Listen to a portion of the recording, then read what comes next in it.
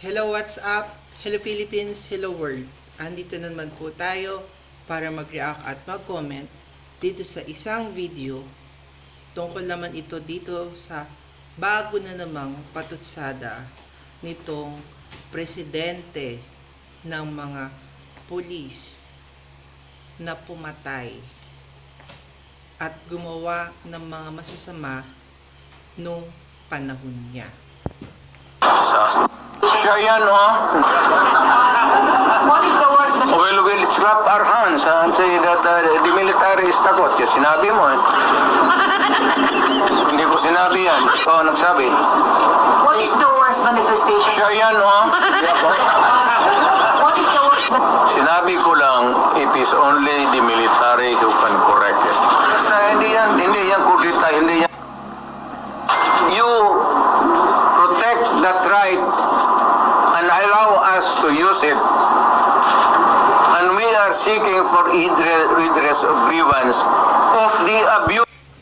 Ito na nga yung pinagmamalaki nila nung nakaraan na meron nga daw mga sundalong kakalaban sa bagong presidente natin. Meron nga kasi meron akong napanood nung nakaraan lang, gagawan din natin yan ng vlog, na isang kakampi nga na sundalo nitong si VP Sara. Wait lang. Hindi ko alam ang name niya eh.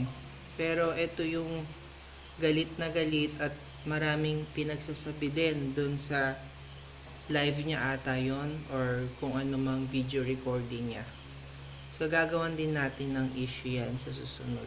Pero ito nga, kung ako naman kasi, syempre, pag mga pulis, sundalo, meron silang sariling mga head, diba? Kahit tinatalaga natin yung PNP chief, meron pa rin silang sariling desisyon.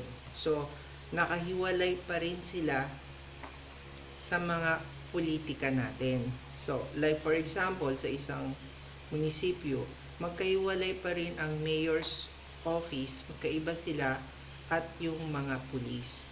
So, ang mga pulis, ang trabaho ng pulis ay to protect, to help and to protect, di ba?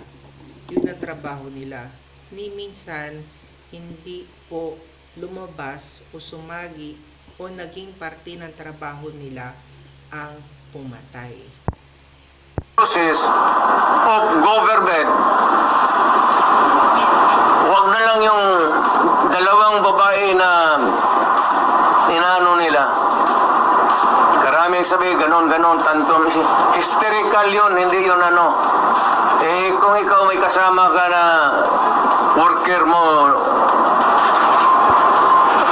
So yan, nagsalita naman ang sobrang matalino nating presidente na parang halos lahat ay alam na niya, na parang halos lahat ng sinasabi niya ay totoo at pwedeng mangyari. Pero ano nang nangyari sa EDSA ngayon? Meron ba? Nag-delirium na. What are you supposed to do? Ako with sincerity. Kayo bang mga military pati police, would you still continue to support a drug addict? Alam ninyo kung tanungin mo lang. See? Tingnan nyo, napakalinis niya, di ba? Pinapatay niya lahat ng mga addict. That's true. Pero yung mga mabababang klase lang, nasaan? Diba question nga sila, may nahuli pa sila na matataas na addict. Hindi na daw nila kinukulong, pinapatay na daw nila, hinuhulog sa helicopter, hinaharang sa dagat, pero wala silang mailabas na talagang malalaking ista na nahuli nila sa sa war on drugs nila. Totoo naman yun eh, marami namang nagsasabi talaga, kahit mga kapulisan nila, di ba? Nung gumagawa sila ng mga raids, di ba? Marami ang nagsasabi na hindi rin patas ang war on drugs nitong si Duterte. So, Ang yung Presidential Security Command, puro military man yan. You O si, tatanungin mo, puro military nga yung Presidential Security Group. O, ibig sabihin, yung PSG, si Pangulong Marcos ang kinakampihan nila. So, ibig sabihin, sumusunod sila sa batas nila at pinoprotektahan nila ang dapat nilang protektahan. Tapos na po ang panahon nyo. Sana po pabayaan nyo na po kung sino ang nakaupo. 6 years lang yan. Kung gusto nyo talaga ng pagbabago katulad ng nangyari sa inyo, antayin lang natin matapos. 'Di ba? Katulad ng nangyari kay Dilima, inantay nilang mawala ka para makalabas siya.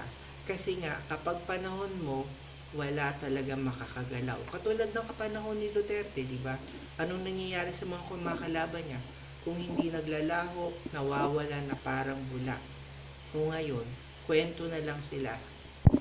Yung mga tao ninyo sa military, hanggang kailan kayo magsuporta ng drug addict na presidente? Si napakadiin ng pagsabi niya na drug addict. Bukas yan, may iba na naman ang statement yan. Ano ba gagawin ng presidente natin sa mga ganitong tao? Ano ba dapat ang ikakaso natin dyan sa talagang ipinipinpoint na drug addict siya? Pero may nakita ba silang ebidensya? May napakita ba silang ebidensya? Napatunayan ba nila? Pagbibintang yan di ba? Hindi ba yan label? Hindi ba yan libel? Sabihin mo sa amin, kasi nagpapatulong kami to get the answers.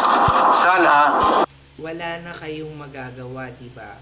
Humingi na nga kayo ng tulong sa taong bayan ng ilang beses. Ilang beses na kayong humingi ng EDSA.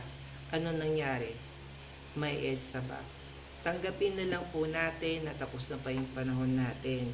Ibigay na po natin kung sino ang nakaupo at hayaan natin silang magtrabaho.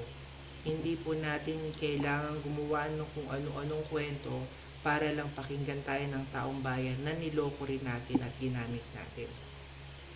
So, dapat matuto po tayong tumanggap. Tanggapin natin na may mga bagay na gusto natin na hindi pwedeng mangyari. Hindi lahat ng gusto natin ay nangyayari. Diba? Ang mahalaga, dapat nagtutulungan tayo para maging maayos at mapayapa ang Pilipinas. Hindi yung kayo-kayo nasa pwesto, nanggaling sa pwesto at nasa posisyon nagtatalo-talo. Yun lang, adios.